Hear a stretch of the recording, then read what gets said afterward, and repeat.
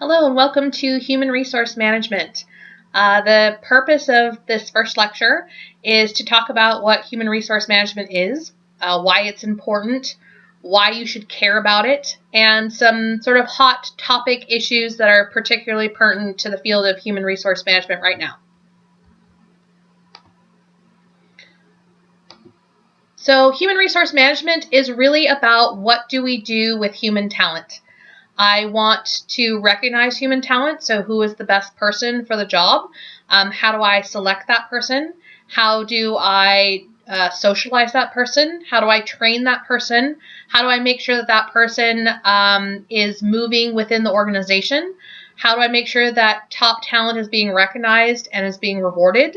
And how do I make sure that people move within, into, and out of the organization? So I really start off most of my human resource management lectures, at least the first one, asking who here wants to work in human resource management. And I oftentimes get 0 hands raised. So if you are one of those people that are taking the class because you have to check a box, you just need to do this so you can graduate, I understand. I'm not mad at you. And my goal is to tell you why this class is still pertinent to you, why it's still useful, and why you should still care. So to start off with, a lot of times if you work for organizations, you might work for a smaller or mid-sized organization that might not have a human resource management department, or if they do, they handle very specific kinds of things. So that means a lot of what we're talking about in this class, in this course, are things that you are going to be responsible for as a manager. So I'm really teaching this class to people that at some point are going to manage.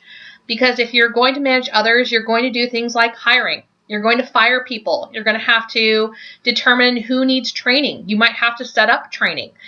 You might determine what people make. So you have to set up compensation systems. So this class is going to be relevant to you regardless of whether or not human resource management is your deep, unabiding, passion. So what I want to start off with is I want you guys to watch the first 2 clips that I have provided here. I won't show them within this narrated lecture, but I provide the PowerPoints in Blackboard. So you can simply pull up the link, and then watch it.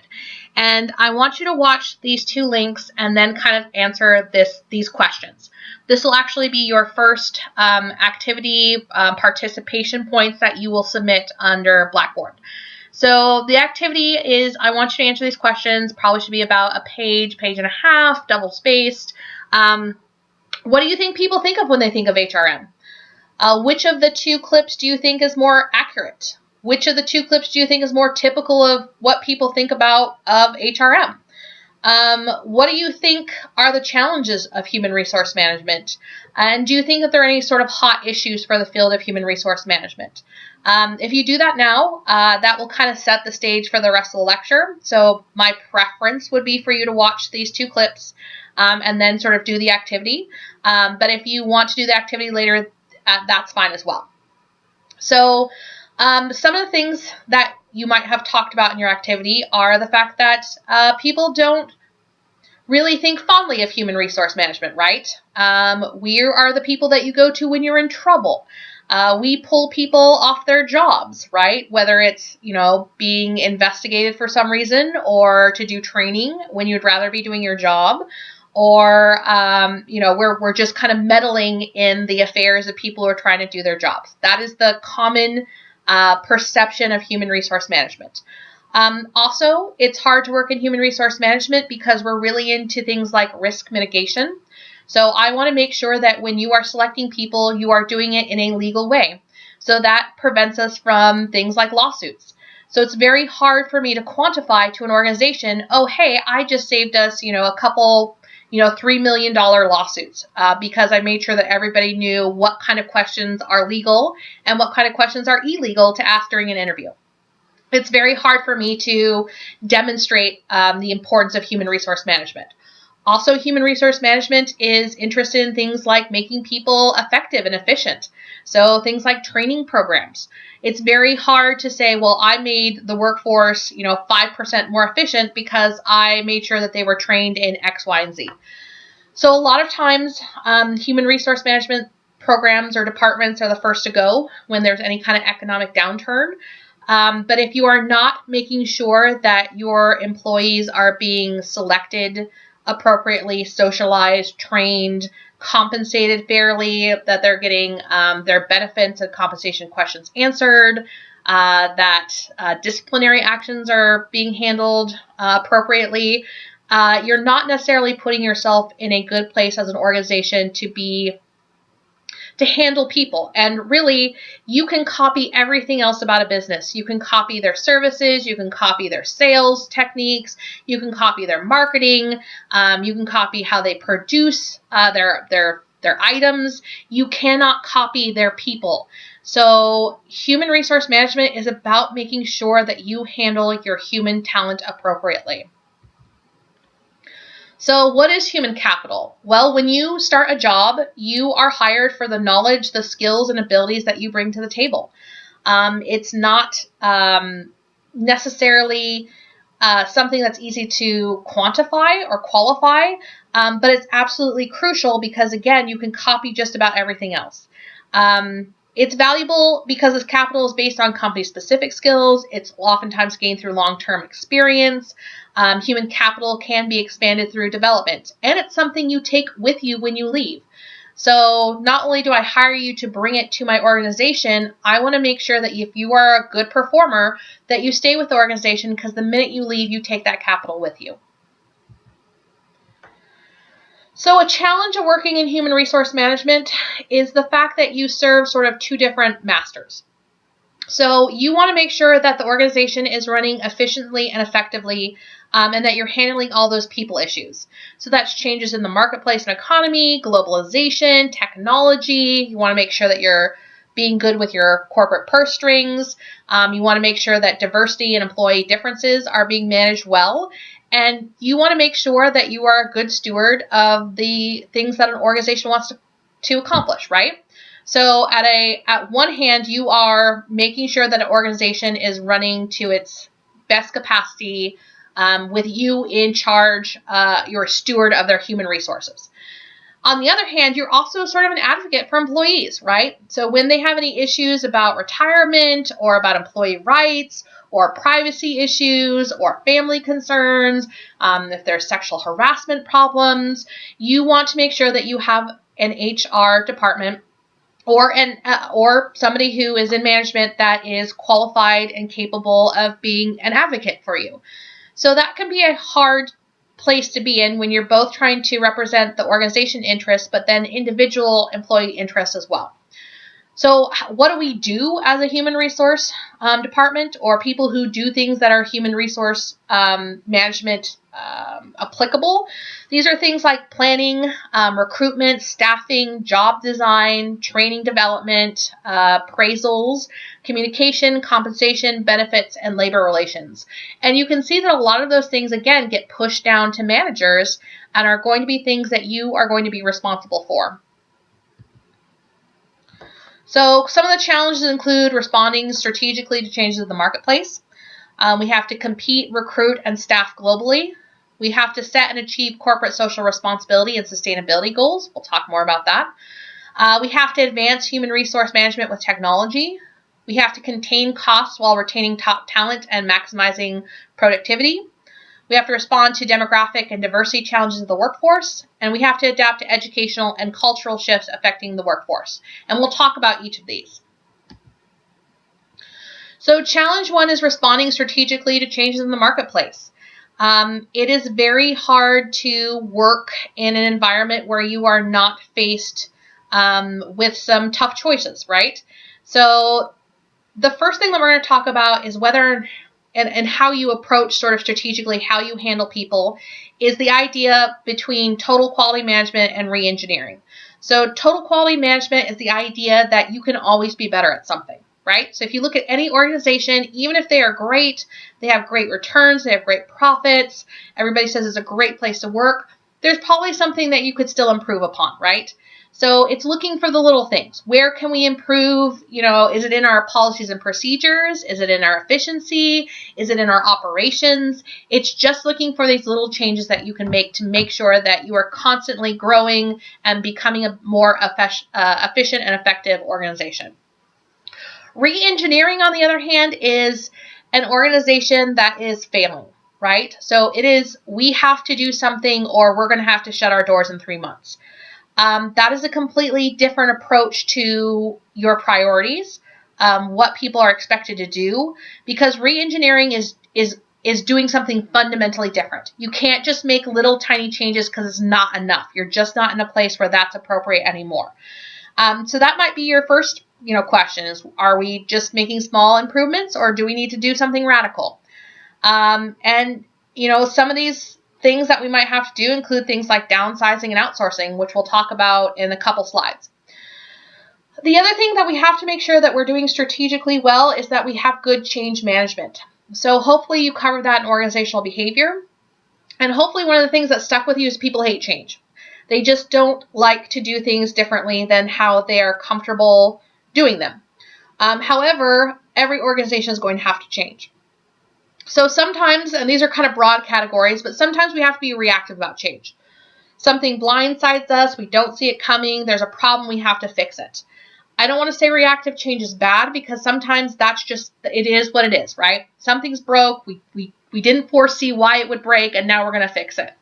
Where proactive change is probably better, but not always something that you can accomplish. But proactive change is saying, okay, well, 2 years down the road, we're going to have new legislation that says that we have to, refrigerate certain things at this kind of temperature. We don't have the capacity to do that. We don't have the equipment. We don't have the people who are trained to do that. We don't have policies and procedures written up that detail how this should be enacted. But if you see that change coming 2 years down the road, you have plenty of time to address it before it becomes an issue, right? You can proactively make changes to make the organization ready for that change. So challenge 2 is competing, recruiting, and staffing globally. So approximately 70 to 85% of the U.S. economy today is affected by international competition. Even small mom and pop companies, even here in Anchorage, let's say that they sell flowers. We obviously do not have the climate. You can look out your window now, probably it's still snowy, to produce everything we need, right? So these small mom and pop flower shops are probably buying from places like South America. So they are a kind of global company, right? It's very hard to be buffered from any kind of globalization effect. Also, about 10% of what Americans produce every year dollar-wise is sold abroad. So not only do we have suppliers abroad, we certainly have customers abroad as well. So it's something that impacts most organizations and something that we have to be aware of. So a couple of the impacts of globalization, as we kind of have these anytime, anywhere, anything kind of markets. You might work in an organization where they have another department, another location in another country, right? So you might be working with people in Australia or Japan or China, and that can logistically be a little challenging, right? How do you all get on a conference call at the same time when you are on opposite time zones? How do you have work processes where, things aren't getting held up for multiple days because people didn't account for when people would be at work to receive these kinds of documents or papers or shipments. So it becomes a little challenging logistically. It can be hard to have good streamlined communication, but it's something that we are dealing with and something that we are interested in, and it is a challenge. So challenge 3 is about corporate social responsibility. I would like you to pause the lecture right now and click on the links of why CSR is important and the corporate example. Again, I don't provide them. We're not going to watch them within the narrated lecture. If you pull up the PowerPoints that I provide in the Blackboard, you can do it through that avenue. So please pause the lecture now and then come back. So hopefully you have watched the links that I provided. I think that the first clip, the VP at IBM does a really good job talking about not only what corporate social responsibility is, but what organizations get out of it, right? So it's kind of twofold. It's not only, doing something good for your community or another community or the environment, but also it allows you to tap into underdeveloped markets. It allows you to get customers that feel passionate about that CSR that you have in place, so you can actually get monetary benefits out of it. And additionally, you might get people who are interested in working in your organization because they feel passionate about your CSR. So if you're on the job market and you see two organizations, one has a corporate social responsibility program, you might choose to work for that place instead of the other place because, they're passionate about something. Maybe it's something about you're passionate about. The corporate example, the Samsung example, I think is done pretty well. The only thing that I want you guys to be cognizant of is that you don't want to seem predatory, right? You don't want to seem like you are helping out an underprivileged peoples or location for your own gain. And I don't think Samsung did that, but you could see where maybe if it was handled less delicately, it could have seemed maybe a little predatory. So it's something that you want to be sensitive about. It's something that you need to seem like you have a genuine interest in, and you're not just sort of helping people out so you can market it and gain something out of the process. Technology has certainly grown, and it's going to continue to grow. We have all sorts of things in the workplace that we didn't before. So wikis, document sharing platforms, Google Docs, online chat and instant messaging, web and video conferencing, electric calendar systems. We also have all the social media things, whether that's Facebook or Twitter or LinkedIn. And people are using this to communicate. They're also using it as a forum to talk about their organization or their products. I've heard about people that actually do recruiting through Twitter. So they can actually help you be incredibly productive. On the flip side, they can be incredible time sinks as well. So we're really looking for that sweet point between what kinds of things will help people but will not detract from their work. How much, playing on these kinds of things is okay. What can people say on these things and what can't they say? If there is a official UAA Facebook site and I go on there and I post something that people find offensive, is that okay? Is that not okay? We probably should think about that and have sort of some policies and procedures about how people should interact and what kinds of things they should not talk about. If it is a public forum that represents the organization. We also want to make sure that we are on maybe the cutting edge, but not the bleeding edge of technology. We don't want to be such early adopters of technology that we are spending time and money on products that are not going to serve our needs. So those are, again, where we're looking for that balance between not being left behind. We don't want to, be working on Windows for work groups, when everybody else is many generations beyond that. But we don't want to be adopting things that are not going to end up to be a good investment. So how do we contain costs? So some of the things that we can do to contain costs are things like downsizing, outsourcing, offshoring. And I don't want people to willy-nilly use this. I don't want them to say like, oh, we're facing maybe some not so great times. Well, we'll just cut half our workforce. I'm not saying that is not an option that is available to you, and I'm not saying it's something that you should never utilize, but you want to be very thoughtful and careful before deciding to utilize any of those options. So why do you need to be thoughtful? Well, because there's some hidden costs of doing things like layoffs. So there's severance and rehiring costs. You don't have to pay severance, but if you work someplace where you need people to be manning that location until the day you close, you're probably going to have to offer severance packages. If somebody came in here and told me that UAA was closing, but they really needed me to, stay the whole time, but they weren't offering me any incentive to do so, I might be more inclined to be looking for other job alternatives, right? And that's what most people will do, right? The minute you tell them somebody's closing, they're going to get on, whatever job recruitment service they can find and immediately start that new job, right? Because this job is at an end. The way you stop people from doing that is you provide them with severance and say, hey, you'll get an extra 2 weeks or a month pay or whatever it is that they've decided is appropriate, but you have to stay until the last day that this place is open. You might have to pay out things like accrued vacation and sick day payouts, pension and benefit payouts. There could be potential lawsuits from people who are angry about this decision. And how you handle this is that anytime you do layoffs, people are going to be upset. However, you can handle things in good ways and you can handle things in not so good ways, right? So I heard about an organization that had fired an entire department, and it was not a small number of people. And how they found out they were fired or laid off is that the organization took them out to lunch, paid for their lunch, and then when the workers got back to their building, they found out that their key cards didn't work anymore. They couldn't get back into the organization. They couldn't get back to their office. So you could imagine that if you were in that place, you might be a little angry, right? A little fussy about how that was handled.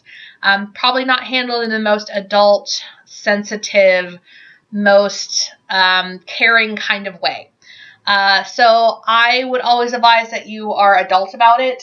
If you're going to have these kind of decisions, you're very, it's just the facts, but you treat people still in a respectful kind of manner. When you have a lot of people leave, you could have a loss of institutional memory, meaning that if everybody gets fired at once or you cut half of your workforce, you lose a lot of the culture of the organization. You lose a lot of, how did we do things? You lose a lot of the history. What have we tried here? Why did it work? Why did it didn't work? What are the things that motivate people here? What are the things that are pet peeves of the organization? You just lose that kind of knowledge. So you want to be careful that when, a large percentage of your workforce is going to retire at one point, which we'll talk about here in a second, or you're looking to lay off a large portion of your staff, that's not going to happen. Also, there are trust issues in management. If people don't see this as a necessary step, and maybe that's management not communicating why this is so important for them to do, you're going to face some kind of problems, which we'll talk about here in a second. You might have a lack of staff when the economy rebounds, so you might just not have enough people to fill the seats that you vacated when you laid off people. When economies kind of turn up, people have a lot of options, and they might not choose to go work for a company that is seen as mercenary and just cutting people, at the merest hint that something might be bad, and they might have to sort of scale back. Also, if you sort of survive the first round of being laid off, you find that people kind of have survivor guilt.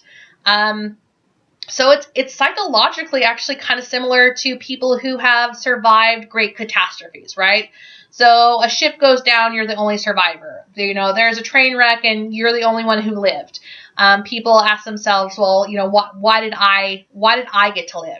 Bob had 4 kids, and he didn't make it through, and yet I did, and I feel guilty about that. You actually have people who survive these layoff rounds kind of have that survivor guilt. They also are risk adverse, they're paranoid, and they're fairly political, meaning that they focus more on making sure that important people like them as opposed to necessarily doing their job. And it makes a lot of sense. If you don't want to lose your job to layoffs, you don't want to make waves, right? You don't want to stick your neck out.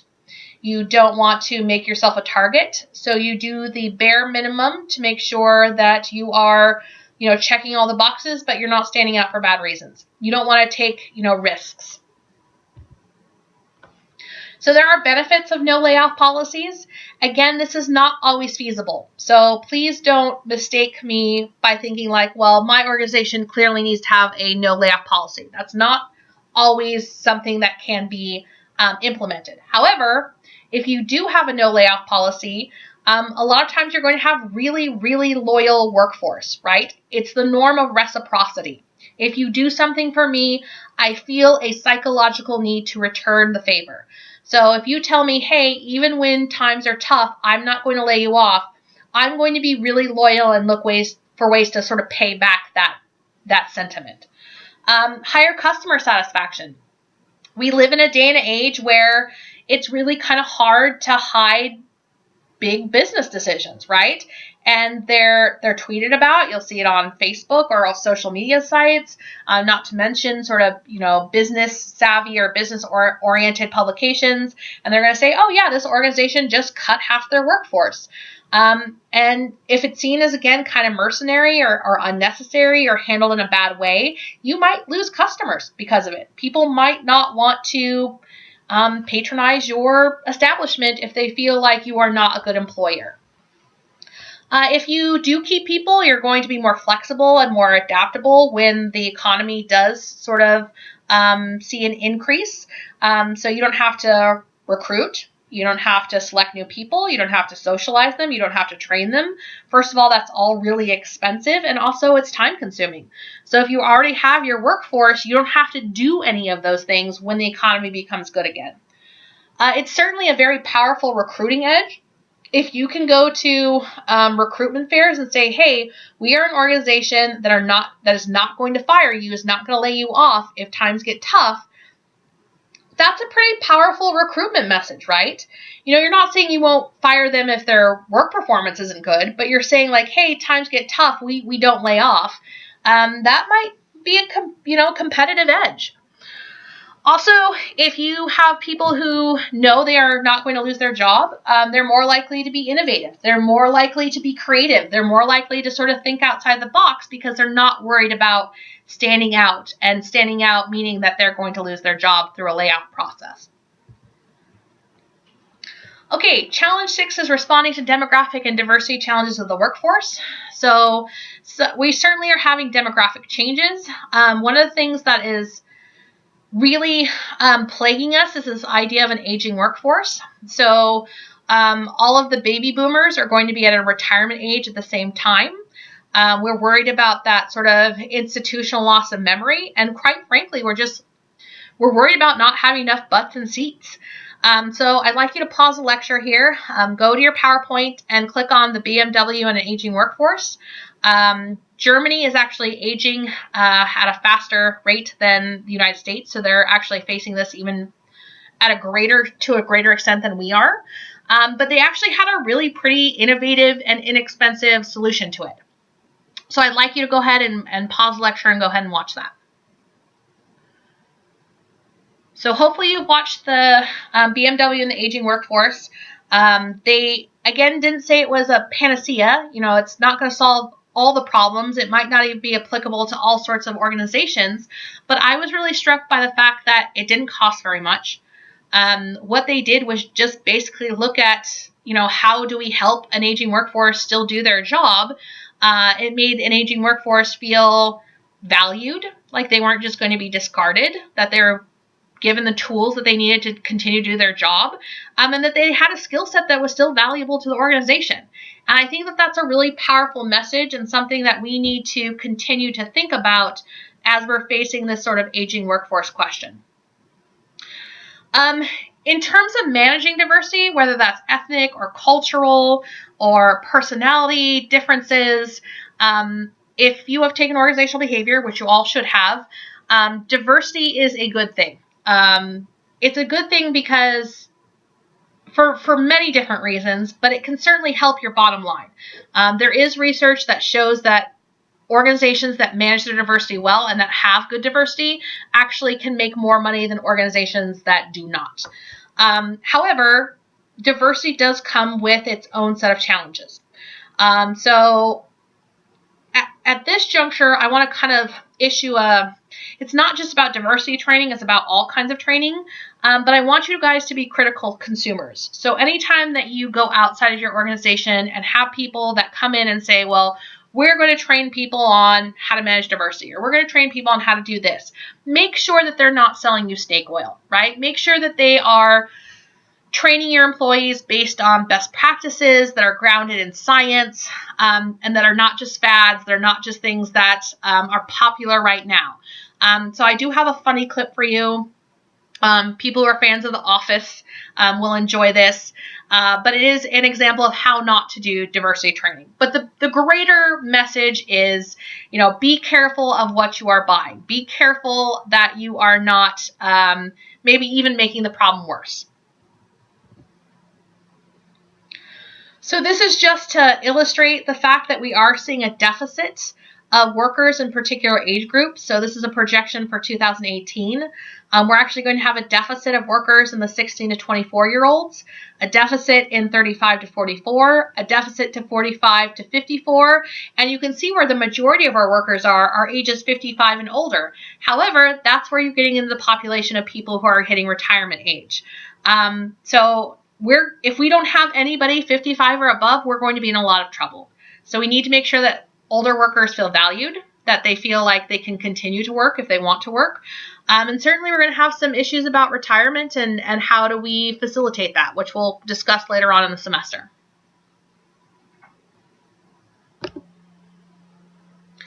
This just shows the labor force participation rates by gender. You can see that it's evening out more. So certainly in the 1950s, we had much more men working than women. Now we're seeing that disparity even out quite a bit. I think a lot of it is that it's so expensive to live, and certainly if you have children, that I've heard a lot of people say that they have to be dual income couples in order to sort of make it.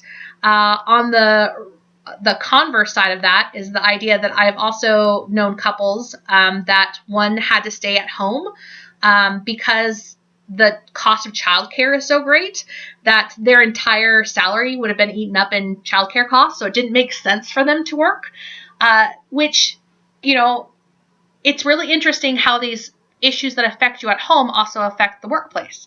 So the question becomes things like, well, if I'm an organization that can afford to offer childcare, is that going to give me a competitive edge? Is that going to give me an access to workers that otherwise wouldn't be able to be in the workforce, that could, be adding value to my organization? So it presents some very sort of strategically interesting kinds of questions of, is the expenditure to offer these services worth the kind of talent that I'll be able to have access to, and also sort of some of that loyalty and commitment to an organization that would provide me with such a service. So this gives the annual earnings of full-time U.S. Workers by education. It does show you that the higher degree that you obtain, the more money you're going to get. So yay education, yay you taking this class, getting a degree. But it also breaks it out by men and women. So you can still clearly see that men are making more than women, which is a public policy issue, but it's also an HR issue because we set compensation. So if you look at the research in the differences in cognitive ability or intelligence by gender, and you look across the studies, it shows that there's no difference intellectually between men and women. The caveat to that is that there's a small difference sometimes that you find in things like spatial ability. So can you rotate things in your head 3D?